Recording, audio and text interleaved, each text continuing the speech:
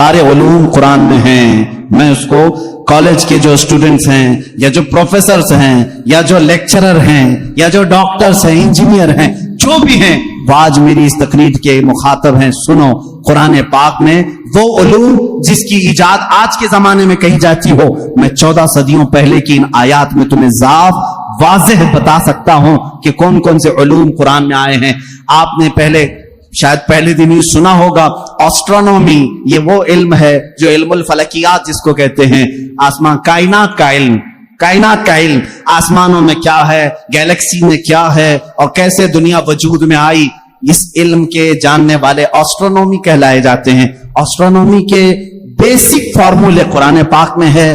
جانتے ہیں آپ ایسٹرونومی کی سب سے بڑی تحقیق کیا ہے؟ ان سائنسدانوں کی سب سے بڑی تحقیق یہ ہے کہ ایک شخص ہے انگریزوں کا جس کو یہ کہا گیا اسٹیفن ہاکنگ. یہ 1925 کی بات ہے جس نے سب سے پہلے یہ کہا کہ کائنات پھیل رہی ہے.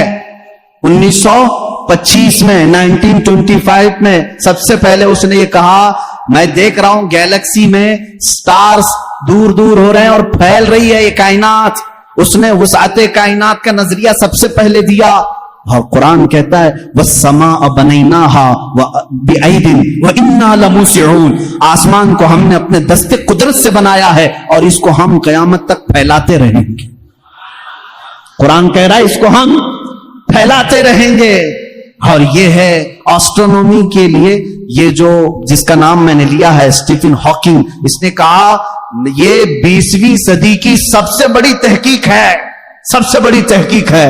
مجھے معلوم نہیں 14ویں صدی میں 14 صدی پہلے ہی یہ تحقیق اللہ کے کلام میں آ چکی. عزیزان گرامی, اور یہ آپ کو بگ بینگ کا جو میں نے بتایا تھا فرسٹ ڈے آپ نے سنا ہوگا. اس زمانے میں نہیں بلکہ یہ بگ بینگ کا جو وہ لایا ہے جس نے ایسٹرونومی میں جو سب سے پہلے سائنسدان نے کہا کہ پہلے یہ زمین آسمان سب چیزیں ایک ہی تھی, ایک بڑا دھماکہ ہوا, اس سے پوری کائنات پھیلی. ان کا اب جا کر کے یہ نظریہ ہوا کہ ایک بڑا دھماکہ ہوا, اس کے بعد سب چیزیں الگ ہو گئی, چاند الگ ہوا, تارے الگ ہوئے اور سورج الگ ہوا, زمین الگ, آسمان الگ. اس تھیوری کو قرآن نے خود بیان کیا ہے. اولم یر الذین کفروا ان السماوات والارض کانتا رتقا ففتقناہما. اللہ فرماتا ہے اے محبوب کیا نہیں دیکھتے وہ کافر اب بھی انکار کر رہے ہیں, زمین اور آسمان ملے ہوئے تھے, ہم نے ان کو پھاڑ کر کے الگ کیا. فتقناہما, فتق کہتے ہیں ایسا زور کا دھماکہ ہونا اور جھٹکا دینا جس سے ساری چیزیں بکھر جائیں. اور قرآن نے اس بگ بینگ کا ذکر کیا ہے. یہ اور بات ہے کہ اس کی تحقیقات اور ہوتی رہیں گی.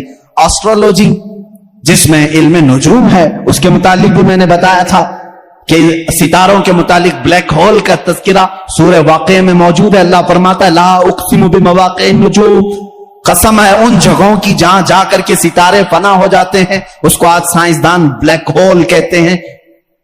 یہ ایسٹرولوجی ہے. اور بوٹانی جانتے ہوں گے آپ, علم نباتات, پودوں کا علم, یہ ایک پورا باضابطہ ایگریکلچر, اس پر تو یونیورسٹیاں قائم ہیں جس میں پودوں کی نشو و نما کے متعلق تحقیقات ہوتی ہے. اور قرآن اس کی تمام تفصیلات بتا رہا ہے. وَمِن كُلِّ الثَّمَرَاتِ جَعَلَ فِيهَا زَوْجَيْنِ اثْنَيْنِ, اللہ فرماتا ہے ہر پھل میں ہم نے میل اور فیمیل رکھا ہے.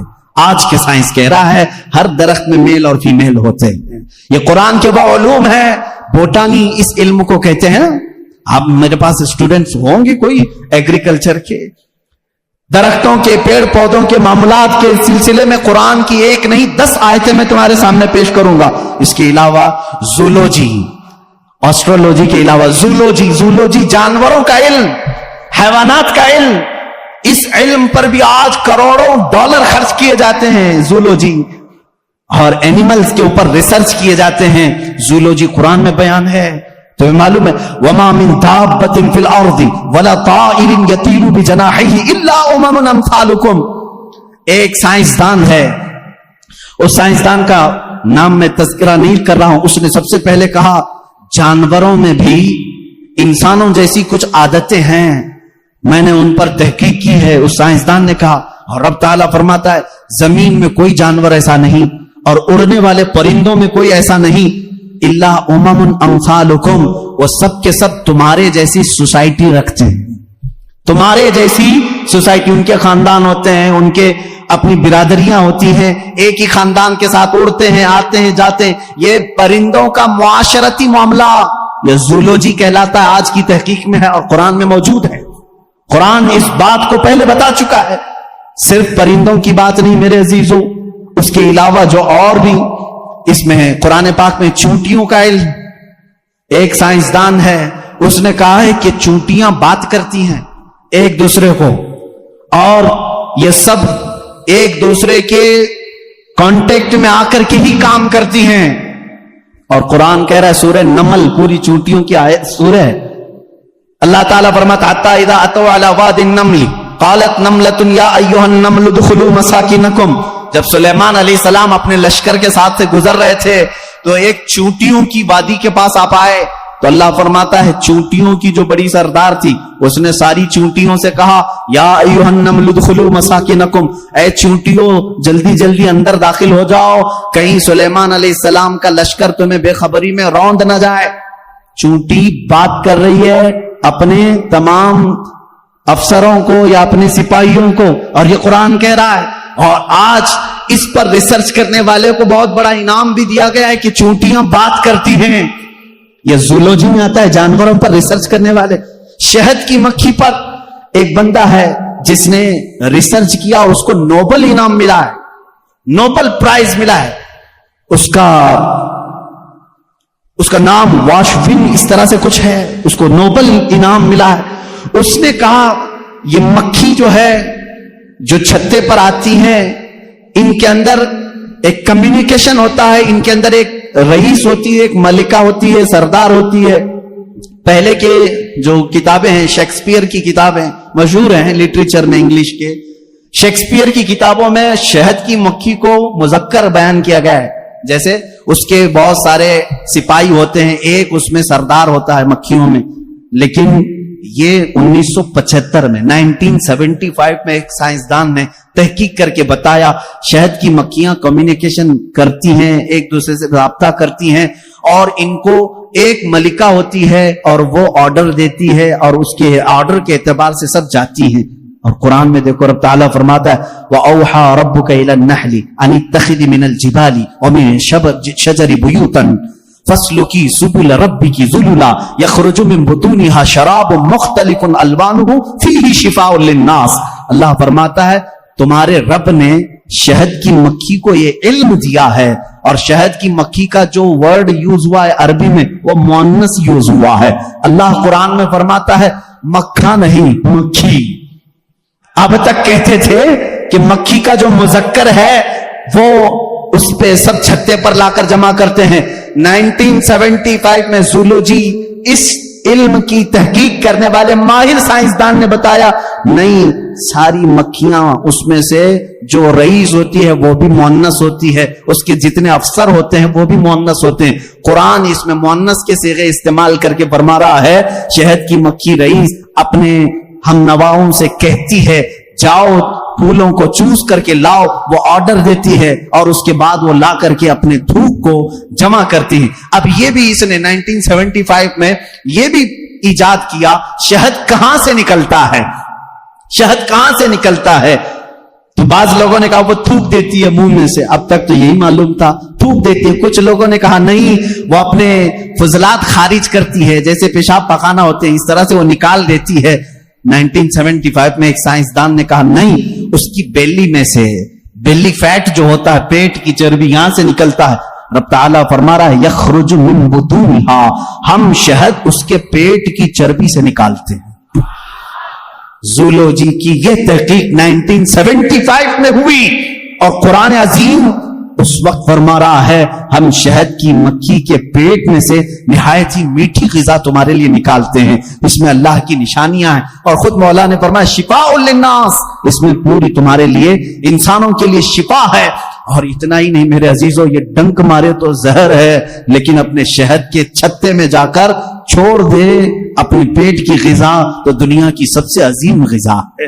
ایک ہی چیز میں دو چیزیں ہیں، اور اس کے علاوہ جانوروں پر بہت سارے کہ اللہ تعالیٰ فرماتا افلا ينظرون الى الابل كيف خلقت، تم نہیں دیکھتے کہ اونٹوں کو اللہ نے کیسے پیدا کیا؟ تو زولوجی کے سے تعلق رکھنے والے اسٹوڈنٹ سے میں کہتا ہوں اونٹوں کی پیدائش پر تم بھی ریسرچ کرتے ہوں گے. آج تقریباً یہ کالجوں میں پڑھایا گیا ہے زولوجی کے اسٹوڈنٹس کو کہ تمام مخلوقات میں اونٹ کی تخلیق ایک سب سے الگ ہے، اس لیے کہ اس کے اندر ایسا مادہ ہے 1 مہینے تک بغیر کھائے پیے زندہ رہتا ہے، پانی جمع کر لیتا ہے. اور رب تعالیٰ فرما رہا ہے سارے جانوروں میں اس کی تخلیق الگ کی گئی ہے، تم نہیں دیکھتے اونٹوں کی طرف. قرآن پاک میں زولوجی کا ایک پورا چیپٹر مجھے الگ کر کے آپ کو بتانا پڑے گا. بہت ساری چیزیں، پرندوں کا علم، چونٹیوں کا علم، حتیٰ کہ اللہ تعالیٰ نے مکڑی کے متعلق بھی بیان فرمایا. مکڑی کا جالا اتخذت بیتا وان اوہن البیوت لبیت العنکبوت. اللہ فرما رہا ہے دنیا کے گھروں میں سب سے کمزور گھر مکڑی کا ہوتا ہے. آج تحقیق تقریباً 1950 یا 60 کے بیچ میں ایک سائنسدان نے کہا کہ مکڑی جانوروں میں سب سے کمزور دل والی ہوتی ہے، اس لیے کہ یہ اپنے نر کو ہی مار دیتی ہے. اور قرآن کہہ رہا ہے اتخذ وان اوہن البیوت، بلکہ اللہ فرما رہا ہے سب سے کمزور گھر مکڑی کا ہوتا ہے اور سب سے کمزور دل بھی اس کا ہوتا ہے. یہ زولوجی کے چیپٹرز ہیں. اگر اس کے بعد اور تھوڑا سا نکلو گے تو پھر میں اگر آپ کو آگے لے جاؤں میڈیسن کے بارے میں قرآن نے کیا کیا کہا ہے، بہت بڑا ایک طویل چیپٹر ہے. میڈیسن، دوائیوں کے متعلق قرآن میں پورا علم موجود ہے. شہد کو ہی لے کر کے آج ریسرچ ہوئے ہیں. شہد کے اندر اللہ نے فرمایا فیہ شفاء للناس، اس میں لوگوں کے لیے شفا ہے. اور ورلڈ وار 2 کے ٹائم پہ، سیکنڈ ورلڈ وار کے درمیان اکثر زخمیوں کو شہد لگا کر کے صحیح کیا گیا. آج بھی جو جدید ترقی یافتہ کنٹریز ہیں ان کے ہاں شہد پر ریسرچ ابھی بھی چل رہا ہے، اور انہوں نے کہا ہے کہ اس میں وٹامن کے پایا جاتا ہے جو کسی دوسری چیز میں ہوتا ہی نہیں ہے.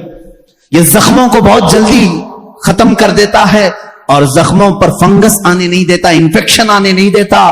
رب فرما رہا ہے فیہ شفاء للناس. میڈیسن کا تذکرہ کیا قرآن میں نہیں ملتا؟ میڈیکل کے اسٹوڈنٹس اور اگر آگے آئیں تو میں ایمبریولوجی کے متعلق بتاؤں آپ کو.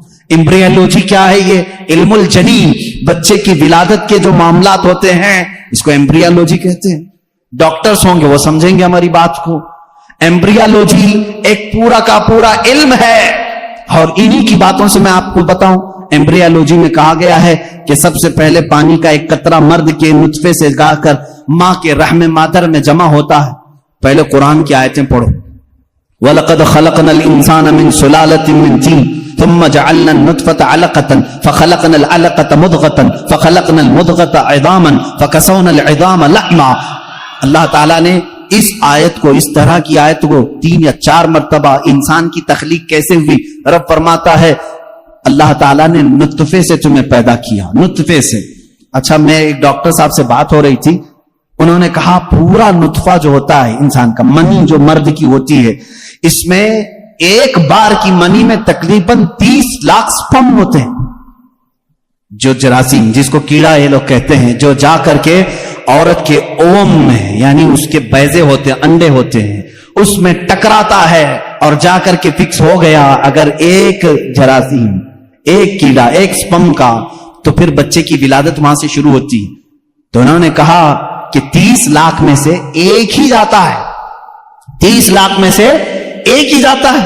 اور رب تعالیٰ کے اس کلام پر قربان جاؤ، اللہ فرماتا ہے سلالۃ من ماء مہین، کہ جب تم نطفہ ڈالتے ہو تو بہت سارے پانی میں سے جو اصل ہوتا ہے مولا اسی سے پیدا کرتا ہے. سلالہ کہتے ہیں سب سے قیمتی چیز، اس میں سے جو اصل ہے اسی سے پیدا کرتا ہے. 30 لاکھ اگر سپرم میں جراثیم آئے ہوں، صرف ایک ہی سے پیدا کیا جاتا ہے. پھر اس کے بعد اللہ تعالیٰ نے فرمایا ہم اس کے ذریعے سے علقہ بناتے ہیں. علقہ کیا ہے؟ مضغہ کیا ہے؟ علقہ بستہ خون ہے. بستہ خون مطلب خون جیسے ہوتا ہے. میں نے ایک ڈاکٹر سے پوچھا اس میں ہی انٹرنیٹ پر، تو انہوں نے ایک تحقیق مجھے بھیجی کہ ایمبریولوجی کے شروع کے دنوں میں یہ ہوتا ہے کہ جیسے جونک ہوتی ہے نا، جونک کے کیڑا ہے، چپک جائے تو چھوڑتا نہیں. تو علقہ قرآن میں ذکر ہے، میں اس پر پڑھ رہا تھا. علقہ جیسے چنگم والی چیز ہوتی ہے، چپکنے والی، اگر خون کے چپکنے والے حصہ کوئی بن گیا تو اس کو علقہ کہتے ہیں. اور آج ڈاکٹرز کہہ رہے ہیں نطفے کے بعد اگر سب سے پہلے بچے میں کچھ بنتا ہے تو وہ گم ٹائپ کا ایک خون بنتا ہے جس کو قرآن بتا رہا ہے. یہ ساری چیزیں سونوگرافی کے بعد معلوم ہوتی ہیں, اسکین کرنے کے بعد معلوم ہوتی ہیں, اور اس کے بعد مضغہ ہے, گوشت کا ایک لوتھڑا, اس میں اللہ تعالیٰ نے جو مضغہ لفظ استعمال فرمایا اس کا مطلب کیا ہے یہ بھی ڈاکٹرز اس کی بھی تسلیم کریں گے.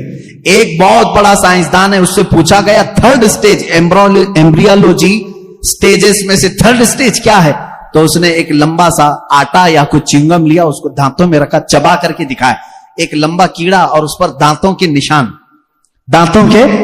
ڈاکٹرز جب اسکیننگ کریں گے تو ان کو یہ پتا چلے گا کہ پہلے ماں کے پیٹ میں ایک لمبی چیز بنی جس پر دانتوں کے نشان جیسے. قرآن نے مضغہ کہا. مضغہ کیا چیز ہے؟ جب عربی میں اس کا ترجمہ دیکھا گیا تو ایسی چیز جو لمبی ہڈی ہو اور اس میں جگہ جگہ سے کاٹا گیا ہو, مضغہ اس کو کہتے ہیں. اور ڈاکٹرز کل 100% اتفاق کرتے ہیں کہ تھرڈ سٹیج میں جب یہ بچے کی ولادت آتی ہے تو اس کی صرف ریڑھ کی ہڈی بنی ہوتی ہے جو پیٹھ پر ہے, جس میں جگہ جگہ گانٹھ ہے, ایسا لگتا ہے جیسے کسی نے کسی چیز کو چبایا. یہ قرآن میں ایمبریولوجی کا فلسفہ موجود ہے. اگر یہ سٹیجز میں بتاؤں 9 مہینے تک بولنا پڑے گا, بچے کی ولادت 9 مہینے بعد ہوتی ہے. ایمبریولوجی کی بہت ساری چیزیں, اور اللہ میں آپ کو یہ بتاؤں سب سے پہلے چیز کیا بنتی ہے انسان کی, یہ بھی تحقیقات سائنس کر چکا ہے. سب سے پہلے بچے کے نطفے کے بعد علقہ, مضغہ, اور اس کے بعد اس پر چمڑی آتی ہے, یا جو بھی 27 ویکس اگر 24 ویکس ہوتے ہیں اگر پریگننسی کے, تو سب سے پہلے وہ جنین میں سننے کی چیز آتی ہے. کیا؟ سننے کی چیز. اس کے بعد اس کے اندر محسوس کرنے کی, دیکھنے والی چیز آ جاتی ہے 27 ویکس کے بعد. پھر اس کے بعد اس کی ہارٹ بیٹ بھی شروع ہوتی ہے.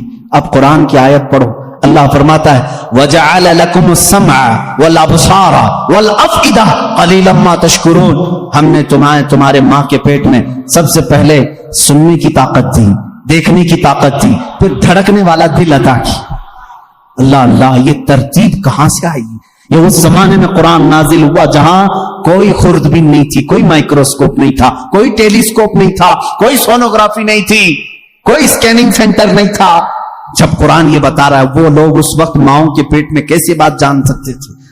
ایک بہت بڑا سائنسدان ہے, اس کے سامنے ایمبریولوجی کے تذکرے کیے گئے اور قرآن کی آیتیں بتائی گئی, تو وہ کہتا ہے شاید محمد صلی اللہ علیہ وسلم کے پاس کوئی ایسی بڑی مشین تھی جس کو وہ دیکھ کر کے سب بتائیں. ان سے کہا گیا میاں یہ 1400 سال پہلے کی ہے, تو وہ خود ہنسنے لگا. ہاں یہ تو ٹیلیسکوپ جو دیکھنے والی خوردبین ہے, مائکروسکوپ, یہ تو 16ویں صدی میں ایجاد ہوئی ہے, اور اس وقت جب ایجاد ہوئی تو بڑی بڑی چیزیں ہی خالی دیکھ سکتی تھی, چھوٹی چیزوں کو دیکھا بھی نہیں جاتا. پھر اس نے اٹھ کر کے یہ کہا پھر تو یا تو اوپر والی کوئی طاقت ان کے ساتھ ہوگی. یہ باتیں اگر وہ اس زمانے میں بتائے ہیں تو پھر کوئی اور طاقت ہوگی. یہ قرآن کے علوم ہے میرے عزیزو, پڑھو اس قرآن کو, کیا نہیں ہے اس کے اندر. اب میں اگر ایمبریولوجی ہو گئی بات, اس کے علاوہ اور ہائیڈرولوجی, زمین کے معاملات, پانی کے تبخیر کا سب سے پہلا مادہ قرآن نے بتایا. یہ واٹر سائیکل کے جو تھیوری ہے سب سے پہلے جانتے ہیں آپ کو کس نے پیش کی ہے؟ ایک سائنسدان ہے جس نے یہ بات پیش کی, برنارڈ پیلیسی نام کا ایک سائنسدان ہے. اس نے یہ تھیوری پیش کی کہ سمندر کا پانی گرمی سے سوکھتا ہے, آسمانوں میں جاتا ہے. سائنس میں ہم بھی اسکول میں پڑھے تھے, دھوپ میں پانی اڑ کر کے جاتا ہے, پھر جمع ہوتا ہے, پھر بارش میں آتا ہے. یہی ہے یہ واٹر سائیکل کا جو نظام ہے, ایواپوریشن اس کو کہتے ہیں. یہ سب سے پہلے جو سائنسدان نے برنارڈ پیلیسی نام کا اس نے دیا, اور وہ بھی 1580 میں, 16ویں صدی میں. اب آؤ قرآن کیا کہتا ہے. قرآن کہتا ہے وَالسَّمَاءِ ذَاتِ الرَّجْعِ وَالْأَرْضِ ذَاتِ الصَّدْعِ, وہ آسمان جو ہر چیز کو واپس پھر سے کھینچ لیتا ہے. پانی ہم برساتے ہیں اور پھر اس کو لوٹا دیتے ہیں. یہ ایواپوریشن کا, واٹر سائیکل کا جو مسئلہ ہے, یہ جو فنڈا ہے, یہ قرآن میں موجود ہے. مجھے بتاؤ اے سائنس کے اسٹوڈنٹس, کیا قرآن ہائیڈرولوجی کی بات نہیں کر رہا ہے؟ کیا قرآن ایمبریولوجی کی بات نہیں کر رہا ہے؟ کیا قرآن آسٹرونومی کی بات نہیں کر رہا ہے؟ کیا قرآن آسٹرولوجی کی بات نہیں کر رہا ہے؟ کیا قرآن بایولوجی کی بات نہیں کر رہا ہے؟ فزیولوجی کی بات کر رہا ہے؟ قرآن ہر فزیالوجی میں یہ دوران خون جو ہوتا ہے، ابھی آج ایک بچے نے مجھے سوال کیا فزکس پڑھنا کیسا ہے حضرت، اس میں الگ الگ تھیوریاں ہیں، میں اس کے لیے بھی بتا دوں فزکس قرآن میں موجود ہے. فزکس کا ایک بہت بڑا فنڈا یہ ہے کہ ایٹم یہ تقسیم نہیں ہوتا، پہلے سے لوگوں کا خیال تھا ایک ذرہ ہوتا ہے. 14 صدیوں تک لوگ یہ مانتے تھے ایک لاسٹ کوئی چیز ہوگی، اس سے لاسٹ تو کوئی کچھ نہیں ہوگا نا، جیسے ذرہ ایک چھوٹا سا ہلکا ذرہ وہ نہیں تقسیم ہوگا. فزکس والوں نے یہ ثابت کیا نہیں، ذرہ بھی تقسیم ہوتا ہے، ایٹم کو بھی تقسیم کیا جا سکتا ہے، ڈیوائڈ ہو سکتا ہے. یہ فزکس کا فنڈا ہے، یہ فزکس کی تھیوری ہے. اور قرآن کہتا ہے لا يعزب عنه مثقال ذرة في السماوات والارض ولا اصغر من ذلك ولا اکبر الا في کتاب مبین. اللہ فرماتا ہے ذرے کے برابر بھی کوئی چیز اللہ تعالیٰ قیامت کے دن چھوڑے گا نہیں. ہاں ذرے سے چھوٹی بھی ہو، ذرے سے بڑی بھی ہو. سب سے پہلے عرب میں قرآن نے یہ کہا ذرے سے چھوٹا، ایٹم سے بھی چھوٹی چیز ہو سکتی ہے. اور 14 صدیوں کے بعد فزکس والے کہہ رہے ہیں کہ ایٹم بھی تقسیم ہو سکتا ہے. یہ فزکس ہے جو قرآن پاک میں بہت سارے علوم ہیں میرے عزیزوں، میں گنانے لگوں. اخیر میں تمہیں صرف 2 چند باتیں عرض کروں گا. کیلکولیشن آتا ہے نا، بہت سارے تو 10ویں میں میتھس میں ہی فیل ہوتے. میتھس لو نکالو، آج میں تمہیں قرآن کا میتھس بتاتا ہوں. سب اپنے ہاتھوں میں کیلکولیٹر لے کر کے بیٹھو، میں حساب بولتا جاتا ہوں اور کرتے جانا ہوں کہ قرآن کے مثل کوئی دوسرا کیوں نہیں لا سکتا. میں تمہیں بتاؤں ایسی اس کے اندر ترتیب ہے، اللہ نے ایسا بنا کر کے رکھا ہے، ممکن ہی نہیں ہو سکے گا، ممکن ہی نہیں ہو سکے گا. ایک بڑے سائنسدان نے تحقیق کیا اور کمپیوٹر میں ڈال کے چیک کیا ہے بار بار. اس نے 1965 میں یہ تحقیق ہوئی تھی. میں آپ کو اس کے متعلق بتاتا ہوں. اس میں جو الفاظ ذکر ہوئے ہیں نا قرآن میں، وہ یوں ہی نہیں ہے کوئی بیان آ رہا ہے، جبکہ آپ کو معلوم ہے اس میں قصے بھی ہیں، زمانے ماضی کی خبریں بھی ہیں، انبیاء کے تذکرے بھی ہیں، معاشرے میں ہونے والے ان کے اوپر عذابات کا بھی ذکر ہے. قرآن میں ہے کہ نہیں ہے؟ قرآن میں یوسف علیہ السلام کا قصہ ہے، موسیٰ علیہ السلام کا قصہ ہے، ایوب علیہ السلام کا قصہ ہے، ابراہیم علیہ السلام کا قصہ ہے، اسماعیل علیہ السلام کے ذبح ہونے کا قصہ ہے. یہ سب ہے نا، یہ کچھ قصے بیان کیے جا رہے ہیں. اور اللہ تعالیٰ نے کچھ چیزوں کی فضیلت بیان کی، کچھ حلال بیان کیے، کچھ حرام بیان کیے. حرام چیزیں کیا کیا ہیں، حلال چیزیں کیا کیا ہیں، تمہیں کرنا کیا ہے، نہیں کرنا کیا ہے، یہ پورا ٹاپک ہے قرآن کا. لیکن اس میں جو بھی ورڈ یوز ہوا ہے نا، وہ پورا کا پورا حساب کے کیلکولیشن سے فٹ بیٹھتا ہے. کیلکولیشن اٹھاؤ اور میں آپ کو بتاتا ہوں، دنیا کا علم رکھنے والے جانتے ہیں پوری روئے زمین پر خشکی کتنی اور تری کتنی ہے، پانی کتنا ہے اور زمین کتنی، سب کو معلوم ہے یا نہیں معلوم ہے؟ تو سنو، سائنس یہ کہتا ہے کہ 70% پانی ہے اور 30% کیا ہے؟ زمین ہے، خشکی ہے. یہی ہے تقریباً تحقیق سب کی یہی. قرآن پاک میں 2 لفظ آئے ہیں، البر. البر کا مطلب ہوتا ہے سوکھا اور البحر کا مطلب ہوتا ہے سمندر. البر لفظ، یہ لفظ اللہ نے 13 مرتبہ پورے قرآن میں بیان فرمایا. البحر یہ تقریباً 32 مرتبہ آیا ہے. یہ ہو سکتا ہے میں حساب کروں گا تو اب کچھ لوگ سو جائیں گے، لیکن قرآن میں بیان کر رہا ہوں. آج یاد رکھنا، آج میں چیلنج کر کے جا رہا ہوں، کوئی اس کو توڑ سکے تو توڑ دے، آ جائے کوئی بھی. بر کا ذکر 13 مرتبہ، بحر کا ذکر 32 مرتبہ، دونوں کو ملائیں تو 45 ہوتا ہے. جلدی جلدی حساب کرنا، ٹائم بہت کم ہے، باہر روکنے والے بھی. تو یہ دونوں 45 ہوتے ہیں. 100% اگر کائنات ہے، 100% اگر پوری دنیا ہے تو 100 کا پرسنٹیج نکالو 45 میں سے. 45 رکھو اور اس کے بعد 32. 100% کا 45 دونوں ملا کے 45 ہوا. اس کے بعد پرسنٹیج پہلے 32 نکالو گے، اس کے جواب میں تمہارا کیلکولیشن دے گا 70. اور 13 ہے نا، یہ بر کا ذکر، سوکھائی کا ذکر 13 ہے. 13 کو بھی 100 into 45 into یہ پرسنٹیج نکالو گے، 13 ڈالو وہاں پر آپ جب دیکھو گے تو 29.9 آتا ہے.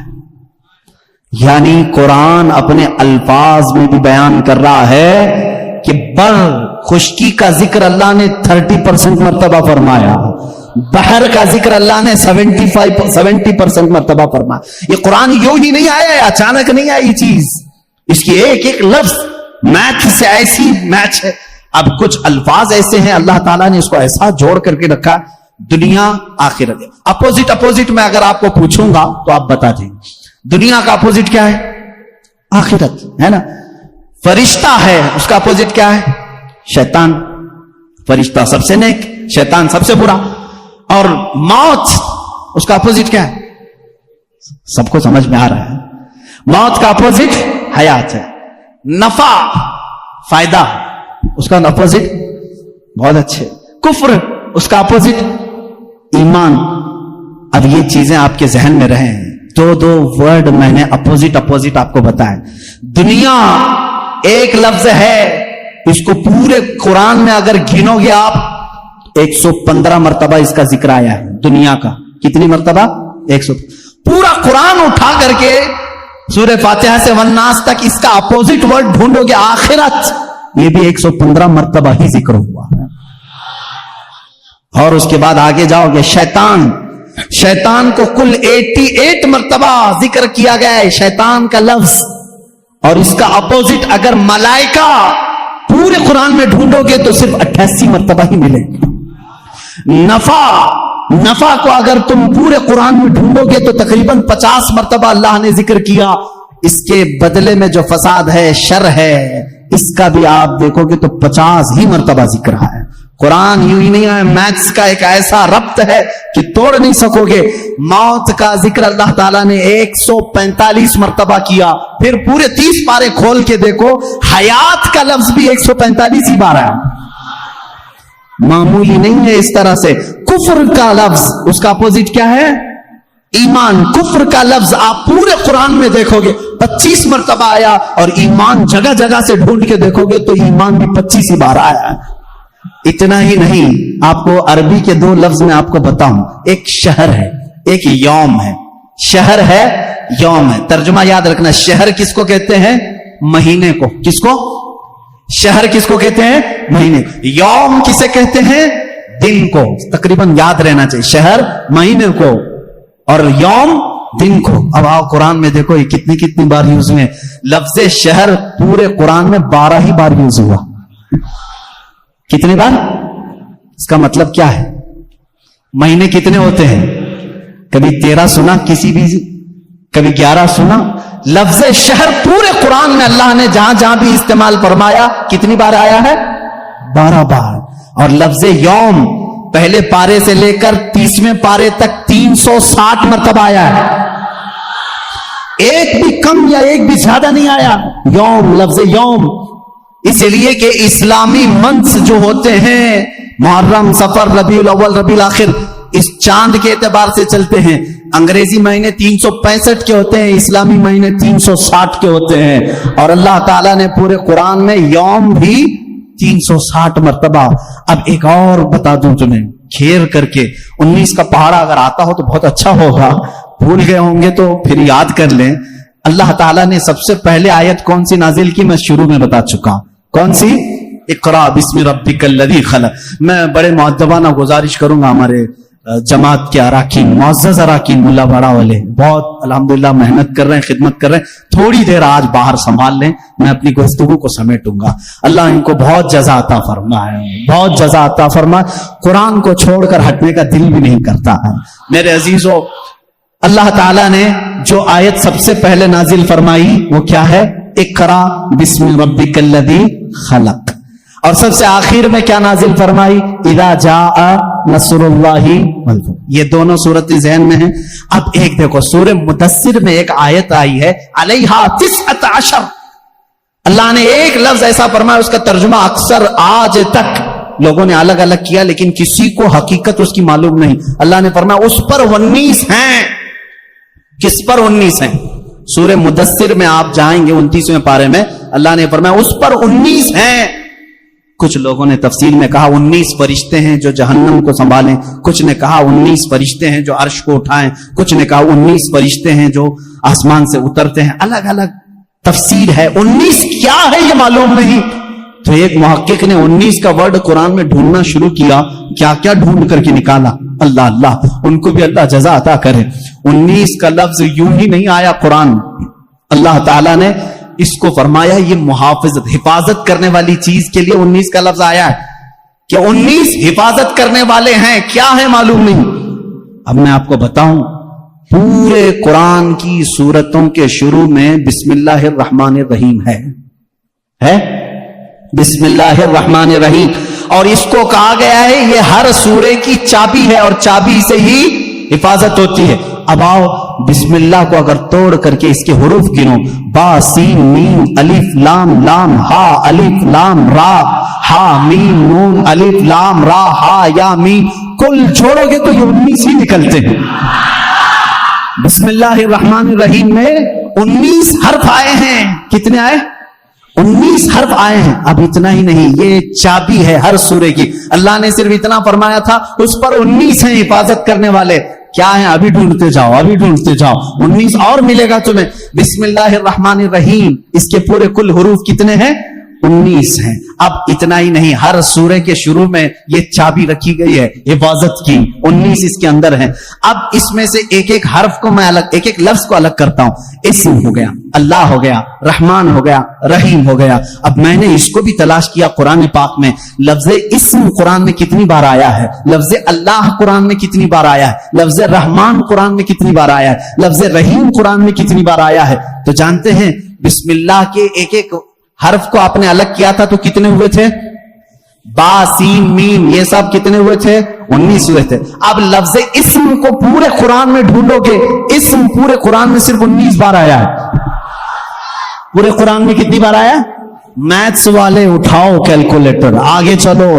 لفظ رحمان قرآن میں 57 مرتبہ آیا. کتنے؟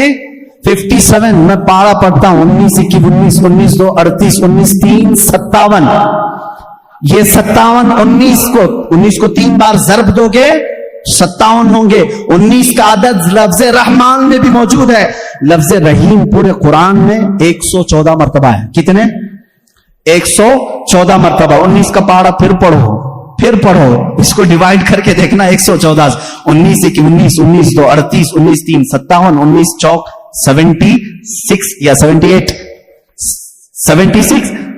78 جو بھی 19 اور 5 95.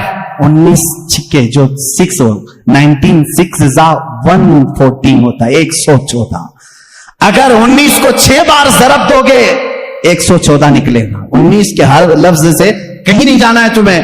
لفظ رحمان بھی 114 مرتبہ آیا. لفظ رحیم اور لفظ اللہ 2699 مرتبہ آیا. اور اس کو بھی تم اگر ڈیوائڈ کرو گے 142 کو اگر ڈیوائڈ کر دی 19 سے تو 142 مرتبہ اگر پڑھو گے تو یہی عدد تمہیں نکل کے آئے گی 2699 مرتبہ. اتنا ہی نہیں، 19 کا عدد یہیں ختم نہیں ہوتا. 19 کا عدد یہاں ختم نہیں ہوتا. پورے قرآن کی کتنی سورتیں ہیں؟ 114. کتنی ہیں؟ اور 19 سے ڈیوائڈ کر کے دیکھو اس کو. 19 پنجے 95 19 چھکے 114. یہ سورتیں بھی 19 پر ہیں. یہ ایسی چابی ہے. اب آؤ سب سے پہلے کون سی سورہ؟ سورہ اقرا بسم ربک الذی خلق. ٹھیک ہے نا؟ کتنی آیتیں نازل ہوئی تھی؟ 5 آیتیں. اس کو میں بعد میں بتاتا ہوں. اس سے پہلے ایک اور لیلۃ القدر کو دیکھو اللہ نے کیسے بیان کیا. ہم سب لیلۃ القدر شب قدر کب مناتے ہیں؟ 27 رمضان کو نا. تقریباً دنیا میں اکثر لوگ 27 رمضان کو کیا مناتے ہیں؟ لیلۃ القدر. عربی میں شب قدر کو کیا کہتے ہیں؟ لیلۃ القدر. یہ سورہ آئی ہے 30ویں پارے میں، انا انزلناہ فی لیلۃ القدر وما ادراک ما لیلۃ القدر لیلۃ القدر خیر من الف شہر. اس ایک سورے میں لیلۃ القدر کا ورڈ 3 بار یوز ہوا ہے. کتنی بار؟ 3 بار. ذہن ہے نا؟ لیلۃ القدر، شب قدر 3 بار یوز ہوا. اب آؤ لیلۃ القدر کو میں حرف الگ الگ کرتا ہوں. لیلۃ القدر کو پورا توڑ کر کے الگ الگ حرف کرتا ہوں. لیلۃ القدر میں کتنے حرف ہیں؟ لام، یا، لام، تا، الف، لام، قاف، دال، را. کتنے ہوئے؟ 9. ایک لیلۃ القدر میں کتنے لفظ آئے؟ 9. اور یہ لیلۃ القدر کتنی بار یوز ہوا؟ 3 بار. 9 کو 3 سے ضرب دو، 9 کے 9، 9 2 18، 9 3 27. لیلۃ القدر کب ہے؟ قرآن یہی نہیں آیا ہے، پورا میتھس لے کر کے آیا. قرآن پڑھنے والا میں سمجھتا ہوں میتھمیٹکس میں فیل ہو ہی نہیں سکتا. وہ جیسے جاہل کو دیکھو جو بیٹھا ہوں اور میتھس تمہیں بتا رہا ہوں. یہ قرآن کی برکت ہے، قرآن کی برکت ہے. میں نے کسی یونیورسٹی میں میتھس نہیں پڑھا، صرف قرآن سے پڑھا ہے. اب آؤ میں تمہیں بتاتا ہوں قرآن شروع جہاں نازل ہوا اقرا بسم ربک الذی خلق، اور جہاں ختم ہوا اذا جاء نصر اللہ. اور اللہ نے یہ 19 کی چابی دونوں میں لگا رکھی ہے. کیسے؟ آؤ اقرا بسم ربک الذی خلق کو میں پڑھتا ہوں ما لم یعلم تک. کہاں تک؟ ما لم یعلم. اپنی انگلیوں سے گنتے رہنا، گنتے رہنا. میں ایک ایک حرف گنتا جا رہا ہوں. اقرا بسم ربک الذی خلق، خلق الانسان من علق، اقرا وربک الاکرم الذی علم بالقلم، علم الانسان ما لم یعلم. ٹوٹل کتنے ہوئے؟ اقرا سے لے کر کے ما لم یعلم تک ایک ایک ورڈ میں نے گنا. کتنے آئے؟ 19 آئے. یہ سب سے پہلے نازل ہونے والی آیتیں ہیں. چلو اذا جاء میں چلتے ہیں. آخری جو سب سے آخر میں آئی اذا جاء نصر اللہ والفتح ورأیت الناس يدخلون فی دین اللہ افواجا فسبح بحمد ربک واستغفر انہ کان توابا. 19 لفظ اس میں بھی آتے. کتنے آتے ہیں؟ پھر سے جوڑنا اذا کو. یہ ایک ایک حرف ایک ایک لفظ ہے عربی میں. اذا ایک الگ چیز ہے، جا الگ ہے، نصر الگ ہے، اللہ الگ ہے، والفتح الگ ہے، ورأیت الگ ہے، الناس الگ ہے، يدخلون الگ ہے، فی الگ ہے، دین الگ ہے، اللہ الگ ہے، افواجا الگ ہے. اس کے بعد فی دین اللہ افواجا، فسبح الگ ہے، بحمد الگ ہے، ربک الگ ہے، واستغفر الگ ہے، انہ الگ ہے، کانا الگ ہے، توابا الگ ہے. پورے ٹوٹل کتنے ہوئے؟ قرآن پاک کی اترنے والی سورہ اقرا بسم ربک، اس میں 19 لفظ پہلے اتارا.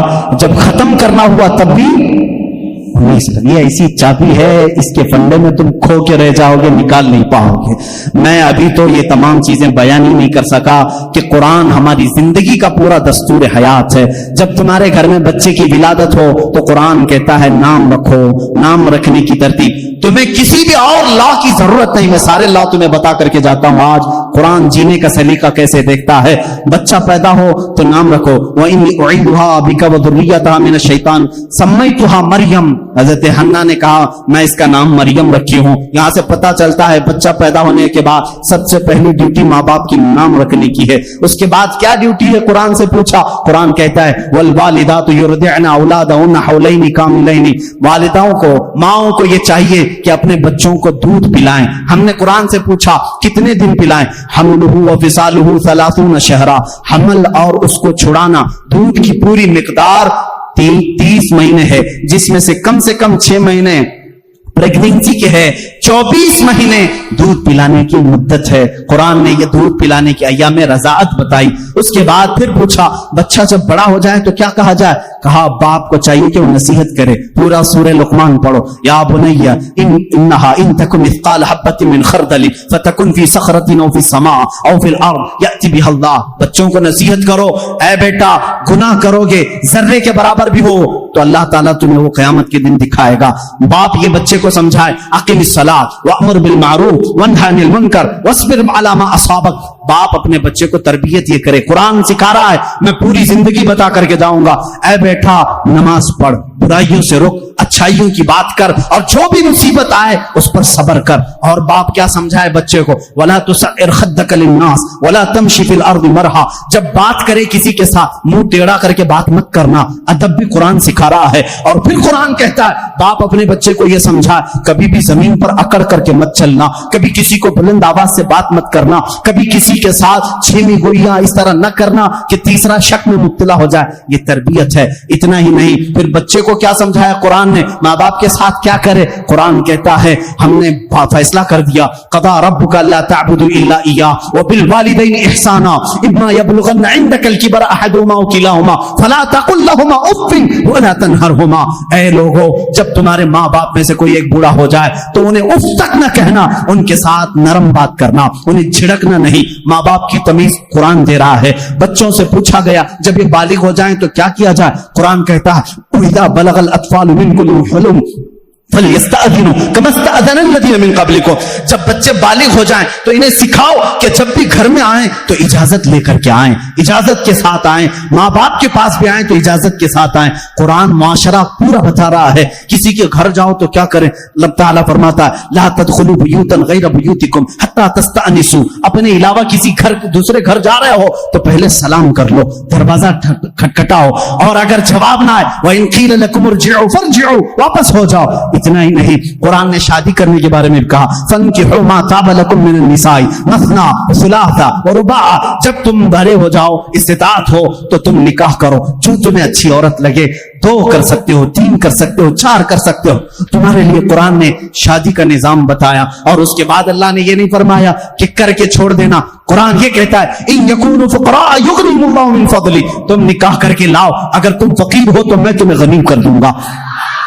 शादी का निजाम होने के बाद क्या अल्लाह अल्लाह ही करता रहे, सिर्फ नमाज ही पढ़ता रह जाए? नहीं, कुरान ने कहा फैदा क़ुदियतिस सलातु फंतशिरू फिल अर्द वब्तगू मिन फज़लिल्लाह। जब नमाज हो जाए बाहर निकलो, रोजी तलाश करो। हलाल रोजी तलाश करना नमाज के बाद सबसे बड़ा फर्ज काम है।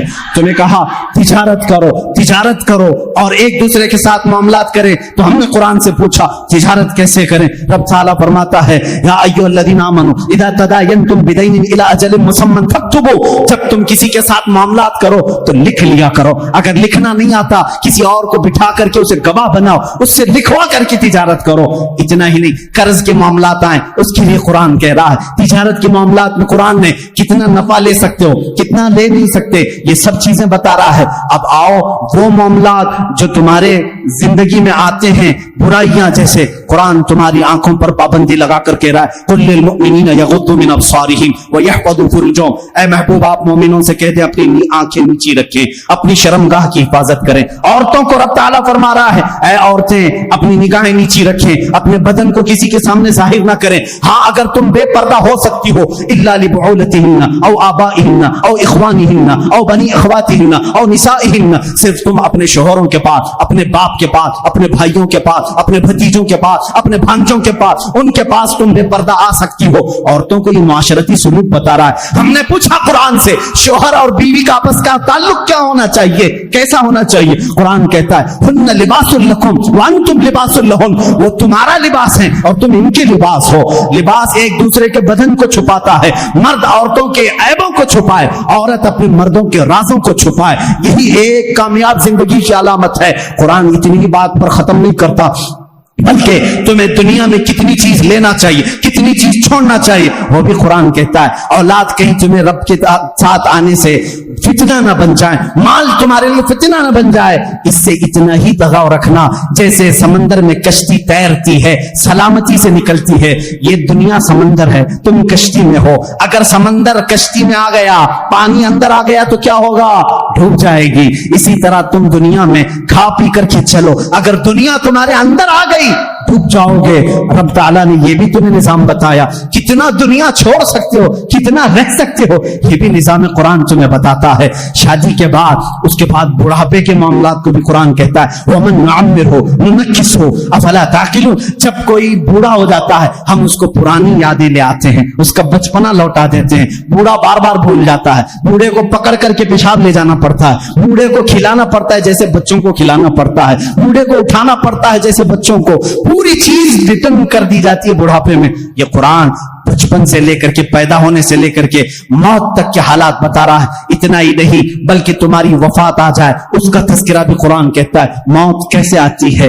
ایسے کہ اگر تم دیکھو فرشتوں کو تو وہ پیشانیوں پر مارتے ہیں, پیٹھ پر مارتے ہیں, روح کو نکالتے ہیں, لیکن اچھے لوگوں کے ساتھ نہیں, کفار کے ساتھ. اور جب اچھے لوگوں کی موت آتی ہے میرا مولا فرماتا ہے, میں پکار کر کہتا ہوں یا ایتھا النفس المطمئنہ ارجعی الی ربک راضیۃ مرضیہ فادخلی فی عبادی وادخلی جنتی. میں کہتا ہوں اے پاکیزہ جان کے مالک آجا, میں بھی تجھ سے راضی ہوں, تو بھی مجھ سے راضی ہے, میرے بندوں میں شامل ہو جا, میری جنت میں داخل ہو جا. یہ موت تک کا تذکرہ ہو گیا. اور اس کے بعد جب قبروں پر دفن کراتے ہو وہاں بھی قرآن تمہارا ساتھ نہیں چھوڑتا بلکہ کہتا ہے الہاکم التکاثر حتی زرتم المقابر. اے لوگوں تمہیں دنیا کہیں غافل نہ کر دے, تم جاؤ قبروں کی زیارت کرو, دیکھا کرو. وہ آج بڑی طاقت کے باوجود بھی بے حس لیٹے ہوئے ہیں, تمہیں قبروں کی زیارت تک کی بات بتا رہا ہے. اتنا ہی نہیں, موت کے بعد ہونے والے حالات کو قرآن نے بتایا. میں کتنی چیزیں ذکر کروں, یہ رات ناکافی ہے. جو کچھ بیان ہوا وہ آغاز باب کا, یہ قصہ لطیف ابھی نا تمام ہے. اے میرے عزیزوں, قرآن کو اگر میں سورہ فاتحہ سے لے کر سورہ الناس ہر آیت کو, ہر سورہ کو چھیڑ دوں تفسیر کے حوالے سے, صدیاں گزر جائیں گی, ہماری عمر ختم ہو جائے گی. کیونکہ قرآن کہتا ہے, اللہ تعالیٰ نے فرمایا وَلَوْ أَنَّ فِي الْأَرْضِ أَقْلَامٌ وَلَوْ أَنَّ فِي الْأَرْضِ وَلَوْ أَنَّ مَا فِي الْأَرْضِ. اللہ تعالیٰ فرماتا ہے جو کچھ بھی سمندر ہیں وہ سیاہی بن جائیں, اور جتنے درخت ہیں وہ قلم بن جائیں, اور اس قرآن کی تعریف لکھنا چاہیں یہ درخت ٹوٹ جائیں گے, سمندر سوکھ جائے گا, قرآن کی تعریف بیان نہیں ہو سکے گی. آخری باتیں ہیں میرے عزیزوں, ان تمام باتوں کو ذکر کرنے کے بعد ایک سنی اسی وقت سیراب ہوتا ہے جب قرآن میں اپنے حبیب کا جلوہ دیکھتا ہے. اے لوگوں تم پوچھتے کیوں نہیں, مولانا آپ نے قرآن کو کہاں سے کہاں تک بتا دیا, ساری چیزیں بتائیں. قرآن میں آسٹرونومی ہے, آسٹرولوجی ہے, ایمبریالوجی ہے, فزکس ہے, میتھس بتایا, سائنس بتایا, جغرافی بتایا, جیو فزکس بتایا. کبھی یہ کیوں نہیں پوچھتے میرا محمد قرآن میں کہاں ہے, میرا آقا قرآن میں کہاں ہے؟ میں تمہیں بتاتا ہوں, ہے قرآن میں ہے, آغاز سے اخیر تک. قرآن ہے نعت مصطفیٰ, آغاز سے اخیر تک قرآن ہے نعت مصطفیٰ. محبوب کے بیان کا کیسا انوکھا ڈھنگ ہے, کیسا انوکھا ڈھنگ ہے. تمہیں معلوم ہے قرآن نے میرے نبی کرم صلی اللہ تعالی علیہ وسلم کی صفات کیسے بیان کی ہے. مجھے بات یاد آتی ہے کہ قرآن کو اگر کوئی صحیح عشق کے ساتھ پڑھے تو اسے اپنے حبیب کے دیکھنے کی جو تمنا ہے وہ پوری ہو جائے گی, رسول کا جلوہ اسے نظر آئے گا. یہ میں نہیں کہتا. عائشہ صدیقہ رضی اللہ تعالیٰ عنہا سے کسی نے پوچھا, اے عائشہ آپ رسول اللہ کے ساتھ بہت رہی ہیں, ذرا میرے آقا کا حلیہ بتائیں. حضرت عائشہ کہتی کان خلقہ القرآن, جب قرآن پڑھو تمہیں میرے آقا کے پورے اخلاق نظر آئیں گے. میں تمہیں بتاؤں, اللہ اللہ, اے میرے سنی مسلمانوں, اگر تم پوچھتے ہو میرے نبی کی کچھ تذکرے کر دو. قرآن سارے علوم بتا رہا ہے, کیا میرے نبی کی بھی بات بتا رہا ہے؟ ہاں, قرآن کو جب تم پوچھو گے میرے رسول کا چہرہ کیسا تھا وہ کہے گا پڑھ وضحیٰ واللیل اذا سجا. اگر تم پوچھو گے اے قرآن کیا میرے نبی کی زلفیں بھی ہیں, وہ قرآن کہے گا واللیل اذا یغشا, رات کی تاریکی کی طرح تیرے رسول کے زلفیں تھی. اگر تم پوچھو گے قرآن اور بتا میرے نبی کا حلیہ, قرآن کہتا ہے میں تجھے بتاتا ہوں اس کے ہاتھ, وما رمیت اذ رمیت ولکن اللہ رما, جب اٹھتے ہیں ہاتھ اس کا ہوتا ہے, دست قدرت اللہ کا ہوتا ہے. اور تم پوچھتے ہو اس کی زبان کیا ہے, وما ينطق عن الهوى ان هو الا وحی یوحى, وہ کچھ اپنے پیٹ سے نہیں بولتا, اس کی زبان سے جو نکلتا ہے وہ وحی الہی ہوتی ہے. اس کی آنکھیں تو طاقت کا مشاہدہ کرنا چاہتا ہے. قرآن کہتا ہے رسول کی آنکھیں ایسی ویسی نہیں. ما زاغ البصر وما طغى لقد رأى من آیات ربه الکبریٰ, وہ آنکھیں تیرا رسول رکھتا تھا اپنے ماتھے پر جس کی آفتاب موسیٰ کلیم بھی نہیں رکھتے تھے. دور پر جا کر کے وہ جلوہ خدا کی ایک جھلک دیکھنے کی تاب نہ لا سکے, غش کھا کر کے گر گئے. ایک جلوے کی جھلک سوئی کے ناکے کے برابر کی نہ دیکھ سکے, اور تیرا رسول پوری ذات خدا کو دیکھنے کی تاب آنکھوں میں رکھتا ہے. قرآن کہتا ہے وما رمیت اذ رمیت. اور پھر ہم نے پوچھا کیا قرآن تو بتا میرے نبی کے قدموں کا بھی ذکر ہے؟ کہتا ہے قرآن ہاں, لا اقسم بہذا البلد وانت حل بہذا البلد, وہ تیرے حبیب کے قدم ہیں کہ قرآن میں تیرا مولا کہتا ہے اس شہر کی قسم جس شہر کے زمین پر میرا محبوب قدم رکھتا ہے، وہ قدموں کا بھی تذکرہ قرآن میں نہیں چھوڑا گیا۔ ہم نے قرآن سے پوچھا اچھا بتا اس رسول کی شان کیا ہے؟ مولا قرآن میں کہتا ہے، قرآن جواب دیتا ہے اے بندے تیرے بس کی بات نہیں، اس محبوب کی شان یہ ہے انا آتیناک الکوثر فصلی لربک وانحر، بلکہ قرآن دوسری جگہ کہتا ہے ورفعنا لک ذکرک، تیرے رسول کے ذکر کو ہم نے بہت بلند کیا ہے۔ تو جو چاہے میرے عزیزو، کسی کے چاہنے سے تو گھٹائے سے کسی کے نہ گھٹا ہے نہ گھٹے گا یا رسول اللہ، جب بڑھائے تجھے میرا اللہ تعالیٰ تیرا۔ عزیزان گرامی، قرآن نے ایک ایک نقش پاک میرے آقا کے بیان کیے ہیں، اسی لیے شاعر نے کیا سچ کہا ہے، آغاز سے اخیر تک قرآن ہے نعت مصطفیٰ، محبوب کے بیان کا کیسا انوکھا ڈھنگ ہے۔ اب جب ہم نے اعلیٰ حضرت سے پوچھا، امام اہل سنت سے پوچھا، امام اہل سنت سے پوچھا آپ بھی تو بتائیں اس قرآن نے میرے نبی کے متعلق کیا کہا ہے؟ انہوں نے کہا اللہ کی سرتاب قدم شان ہے، یہ قرآن کہہ رہا ہے خدا کو نہیں دیکھا، یہ مظہر خدا کو دیکھ لے، انسان نہیں انسان